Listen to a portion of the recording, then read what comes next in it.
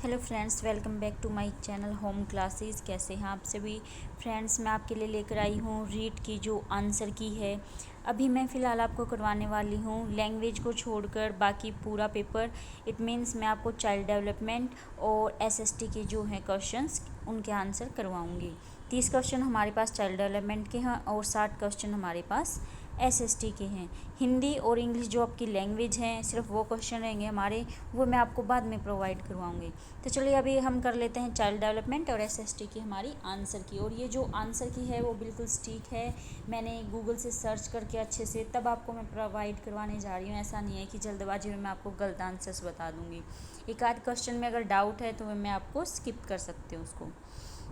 तो चलिए हम स्टार्ट कर लेते हैं। फर्स्ट क्वेश्चन है, परीक्षण की डैश का संदर्भ दो भिन्न अवसरों पर एक ही परीक्षण पर किसी व्यक्ति द्वारा लाभांकों की संगति से है। इट मीन्स अगर सेम किसी व्यक्ति के जो मार्क्स हैं वो आ रहे हैं किसी टेस्ट में, तो उसका क्या मीनिंग है, वो क्या होगा, तो वो विश्वसनीयता होगी। ये जो आंसर है आपका करेक्ट आंसर है। इसके बाद सेकंड क्वेश्चन है, बच्चों को मुफ्त और अनिवार्य शिक्षा का अधिकार किस अधिनियम के अंतर्गत आता है? तो ये हमारा आता है 2009 आरटी 2009 में। अगर इसे लागू किया गया था पूछा जाए तो 2010 में, लेकिन इसका नाम वही है 2009 आरटी 2009। ए आंसर करेक्ट रहेगा। थर्ड क्वेश्चन है, शिक्षकों को मानसिक रूप से विकसित लोगों को निर्देश देते समय ध्यान रखना चाहिए कि सबसे ज़्यादा क्या ध्यान रखना चाहिए? तो इसका जो बी ऑप्शन है वो करेक्ट रहेगा, अधिक व्यावसायिक कौशल सीखें। इसके बाद फोर्थ क्वेश्चन है, पारितोष तथा दंड के माध्यम से सीखना है कि बच्चे को अगर प्राइज़ दिया जा रहा है, दंड दिया जा रहा है, तो ये किससे संबंधित है? तो ये स्किनर का जो रेनफोर्समेंट वाला है उससे संबंधित है। इसका जो ऑप्शन सी है क्रिया प्रस्तुत अनुबंधन, ये करेक्ट आंसर रहेगा। इसके बाद है नेक्स्ट क्वेश्चन, वैज्ञानिक अनुसंधान करने की दिशा में निम्नलिखित में से कौन सा एक कदम नहीं है? तो इसका जो करेक्ट आंसर रहेगा वो हमारा डी रहेगा, गतिशील दृष्टिकोण। क्वेश्चन नंबर 6 है इसके बाद, स्थिर अवस्था बनाए रखने के लिए शरीर की प्रवृत्ति को कहा जाता है? तो इसे कहा जाता है समस्थिति। ए ऑप्शन करेक्ट रहेगा। इसके बाद क्वेश्चन नंबर 7 है, सीता एक डे केयर में काम करती है, वेतन कम और काम के घंटे लंबे हैं, लेकिन वह बच्चों के आसपास रहना पसंद करती है और उच्च वेतन वाली नौकरी की तलाश की कोई इच्छा नहीं रखती। सीता की प्रेरणा किस प्रकार की है? तो ये इसकी आंतरिक प्रेरणा है। ए ऑप्शन जो है इसका करेक्ट आंसर है। क्वेश्चन नंबर 8 है, प्रतिभाशाली की पहचान में हमें प्राथमिकता देनी चाहिए? तो किसको प्राथमिकता देनी चाहिए?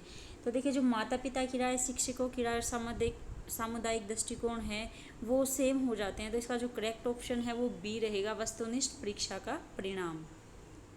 क्वेश्चन नंबर 9 है इसके बाद, फ्रायड के अनुसार व्यक्तित्व के प्राथमिक संरचनात्मक तत्व हैं। तो अगर यहाँ पर पूछा गया स्ट्रक्चरल एलिमेंट्स कौन से हैं, तो ये हमारे इड, ईगो और सुपर ईगो आ जाएगा। इसका answer number B. Question number 10 है, जीवन अस्तित्व के संघर्ष और उत्तरजीविता की एक श्रृंखला प्रस्तुत करता है, ये किसके द्वारा कहा गया है? तो ये डार्विन के द्वारा कहा गया है। ए ऑप्शन जो है इसका करेक्ट आंसर है।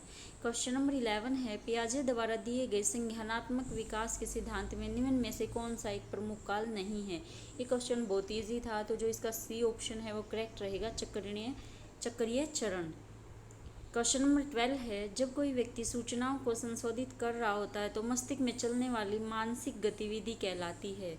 तो अगर वो सूचनाओं को संशोधित कर रहा है तो उसके अगर माइंड में कुछ चल रहा है तो वो विचारण होगा। Option number C, it means thinking.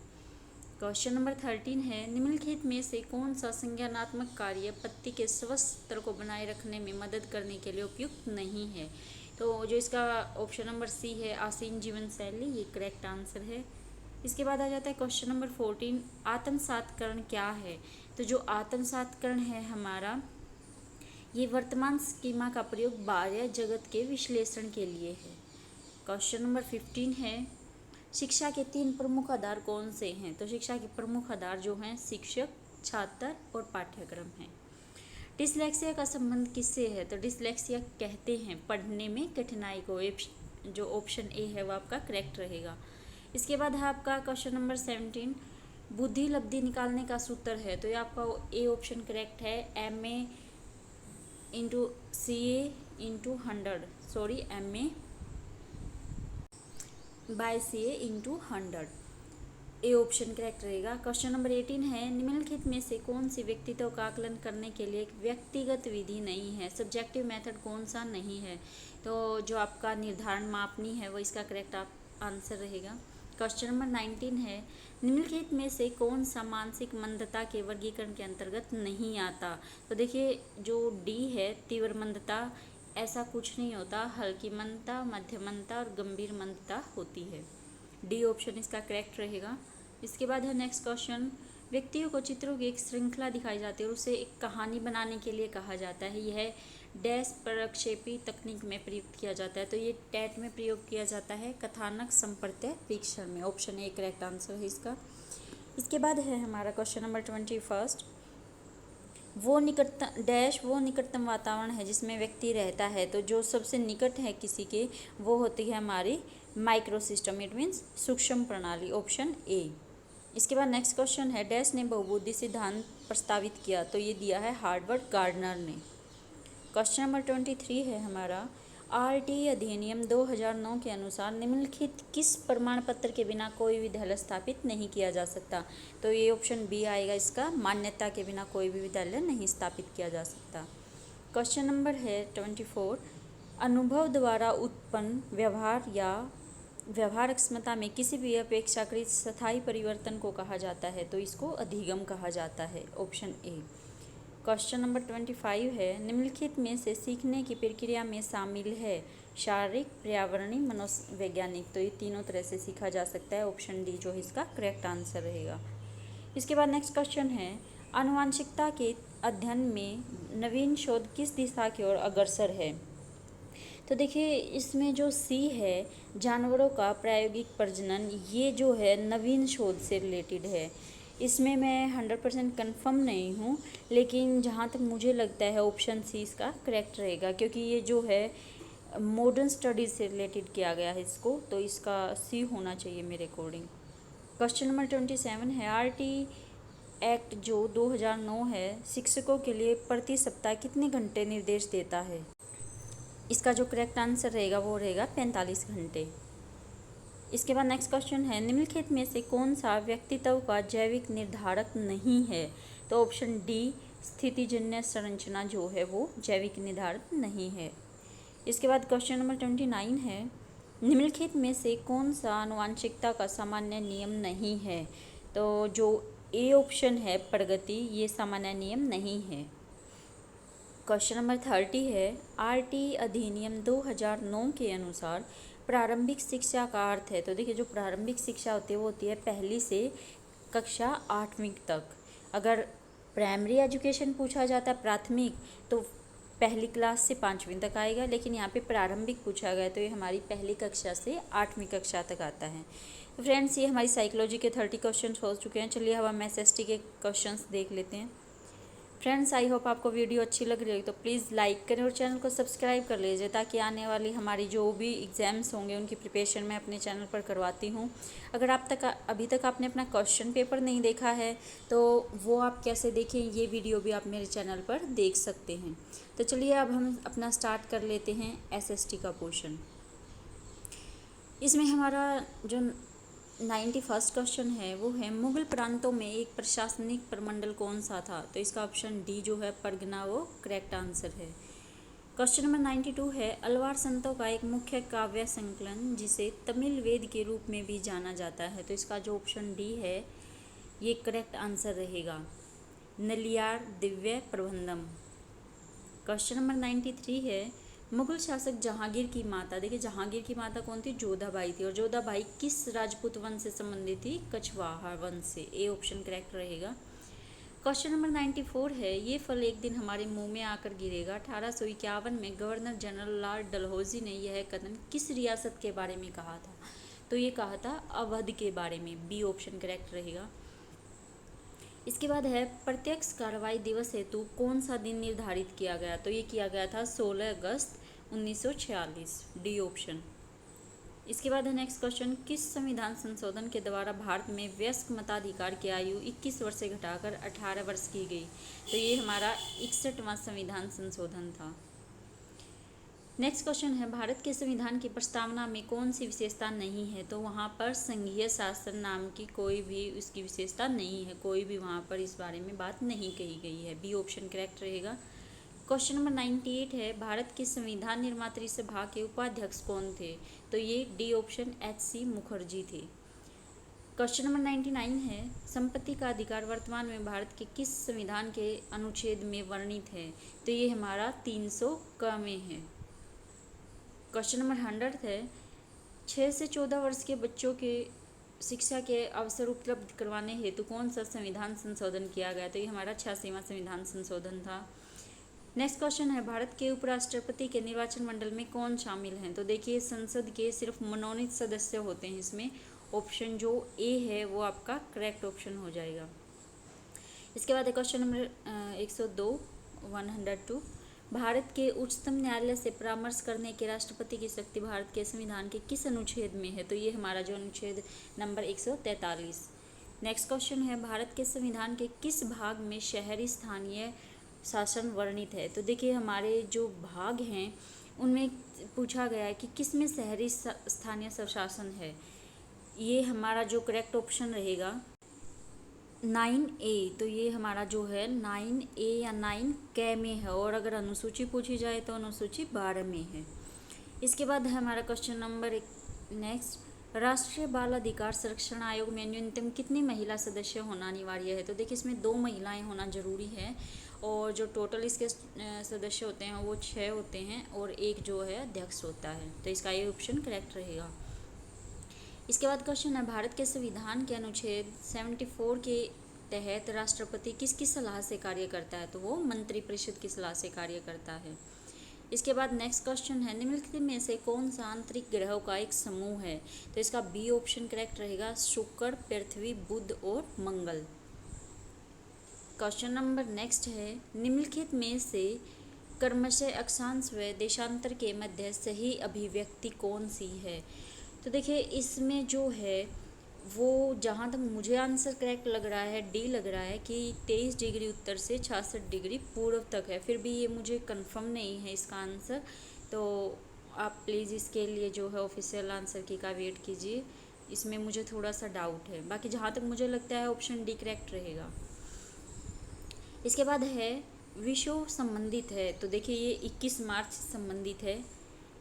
इसके बाद क्वेश्चन है, कौन सी पर्वतमाला प्रायद्वीपीय पठार के उत्तर पश्चिम में है? देखिए, प्रायद्वीपीय पठार जो है हमारा वो साउथ की तरफ है, और उसके उत्तर और पश्चिम में है अरावली। तो सी ऑप्शन करेक्ट रहेगा।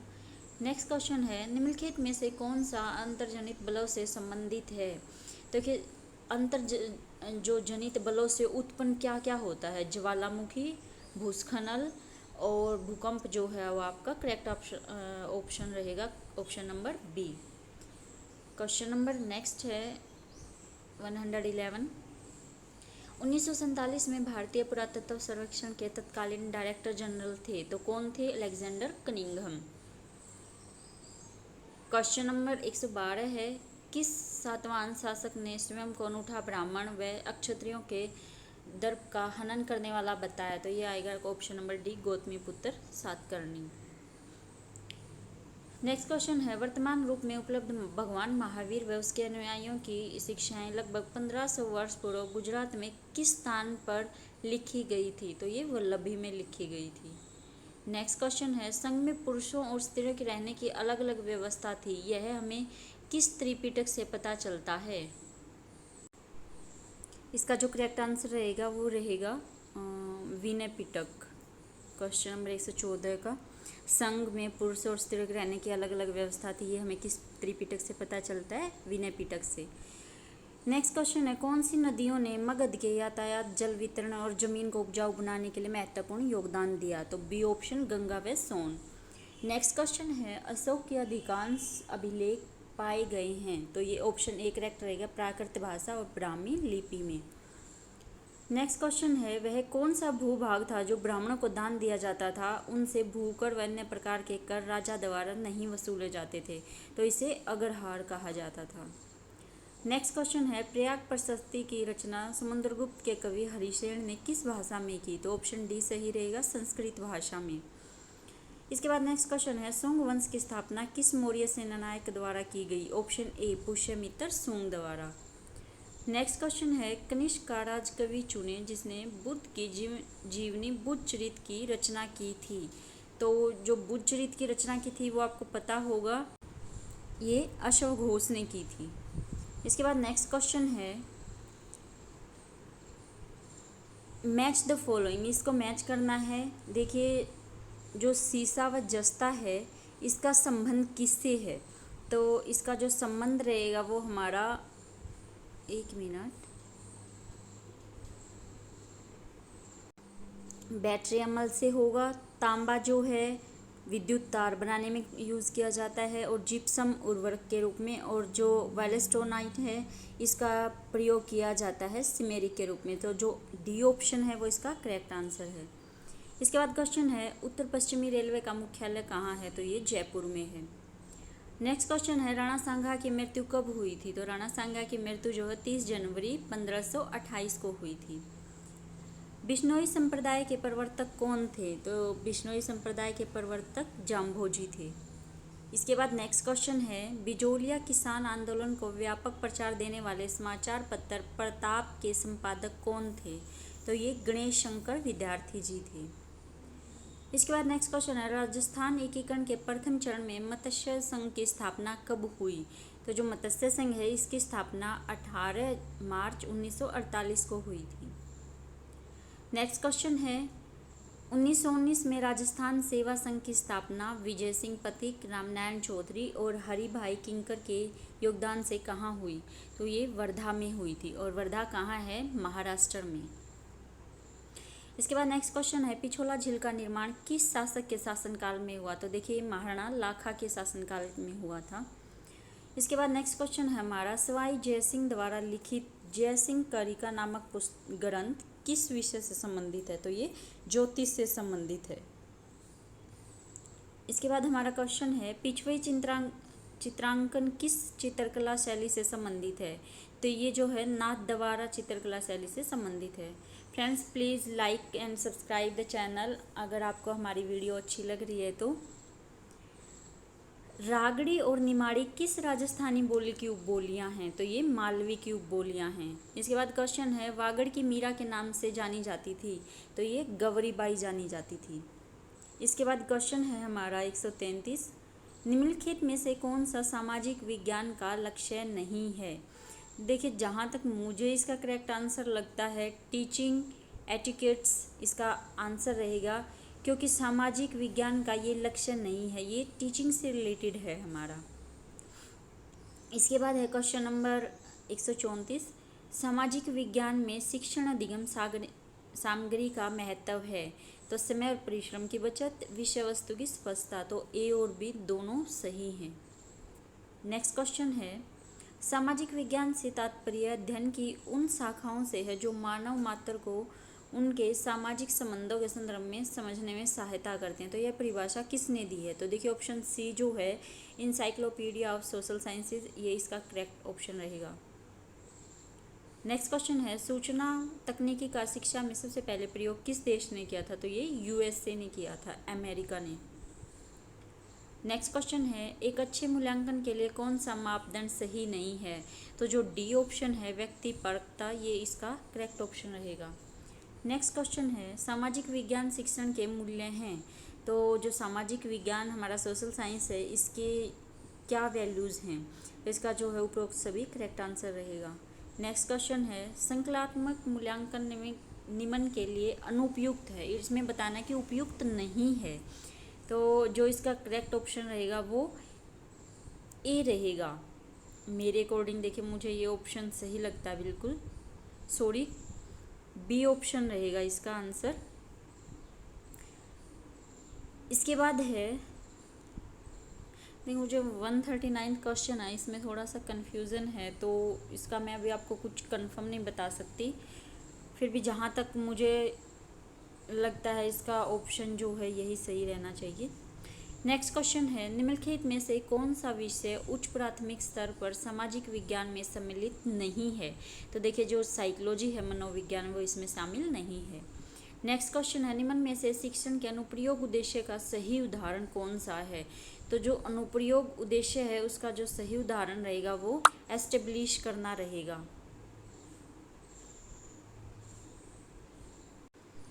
नेक्स्ट क्वेश्चन है, सूचना तकनीकी के मुख्य संघटक हैं। तो उपयुक्त सभी software, hardware and user. Next question है, कौन सी स्थायी पवनें 30 डिग्री दक्षिणी अक्षांशों से 60 डिग्री दक्षिणी अक्षांशों के मध्य प्रवाहित होती हैं। तो ये पछुआ पवनें हैं। नेक्स्ट क्वेश्चन है, विली विली चक्रवात कहाँ उत्पन्न होते हैं। तो ये पश्चिमी ऑस्ट्रेलिया में उत्पन्न होते हैं। नेक्स्ट क्वेश्चन है, निम्नलिखित महासागरीय धाराओं में से कौन सी धाराएं दक्षिणी अटलांटिक महासागर में स्थित हैं। तो ऑप्शन जो बी है, फर्स्ट और सेकंड, इसका सही आंसर रहेगा। नेक्स्ट क्वेश्चन है, देहरादून, कोटलीदून और पाटलीदून स्थित हैं। तो देखिए जो जितनी भी दून घाटियां हैं वो हिमाचल और शिवालिक के मध्य हैं। तो इसका जो बी ऑप्शन है वो करेक्ट है। नेक्स्ट है, अगस्त माह में भारत में उपोष्ण कटिबंधीय पूर्वी जेट स्ट्रीम धारा किस अक्षांश पर प्रवाहित होती है। तो देखिए जहाँ तक ये मुझे करेक्ट आंसर लगता है इसका 8 डिग्री आना चाहिए। अगर मैं जहाँ मैंने सर्च किया है वहाँ पर दिया हुआ था 8 डिग्री उत्तर से 30 समथिंग तक था। तो जहाँ से प्रवाहित होती हैं इसका ऑप्शन जो है 8 डिग्री उत्तर सही है। नेक्स्ट है, राजस्थान के भौतिक प्रदेशों का उत्तर से दक्षिण की दिशा में अवस्थिति का सही क्रम कौन सा होगा। तो देखिए इसमें आपको जो लग रहा है मुझे आंसर सी करेक्ट है। पहले शेखावटी आता है, फिर विंध्य आता है, फिर लूनी बेसिन आ जाता है और सबसे नीचे जो आता है वो माही आ जाता है। क्योंकि माही जो नदी है आपने देखा होगा वो बिल्कुल जो नीचे के दो हमारे ज़िले हैं उनको टच करके जाते हैं। तो सबसे लास्ट में यही आएगा। तो इसका ऑप्शन सी करेक्ट है। नेक्स्ट है, निम्नलिखित में से अरब सागरीय अपवाह तंत्र का उदाहरण है। इसमें से कौन कौन सी जो नदियां हैं वो अरब सागरीय अपवाह तंत्र की हैं। इसका जो करेक्ट आंसर रहेगा डी रहेगा। जोजड़ी, बांडी और जवाई जो है वो अरब सागरीय प्रवाह तंत्र की नदियां हैं। ये देखिए जो तीनों हैं ये सहायक नदियां हैं। इसके बाद लास्ट क्वेश्चन है हमारा, मैच द फॉलोइंग। तो देखिए जो राष्ट्रीय मरु उद्यान है इसका जो करेक्ट रहेगा वो ऑप्शन ए रहेगा। राष्ट्रीय मरु उद्यान हमारा सी गोडावन के लिए प्रसिद्ध है, और जो टोडगढ़ रावली है वो तेंदुए के लिए, सीता माता जो है वो उड़न गिलहरी के लिए, और माउंट आबू जो है वो रीछ पशु के लिए प्रसिद्ध है। तो फ्रेंड्स ये हमने आज कर लिया है हमारा जो 24 जुलाई को क्वेश्चन आए थे साइकोलॉजी के और एसएसटी के। अब हमारा सिर्फ हिंदी और इंग्लिश का रहता है, तो हम इंग्लिश और हिंदी की भी जल्दी वीडियो आपके सामने लेकर आएंगे। आई होप फ्रेंड्स आपको वीडियो अच्छी लगी होगी। अगर आपको वीडियो अच्छी लगी है तो please like and subscribe my channel. Thank you friends.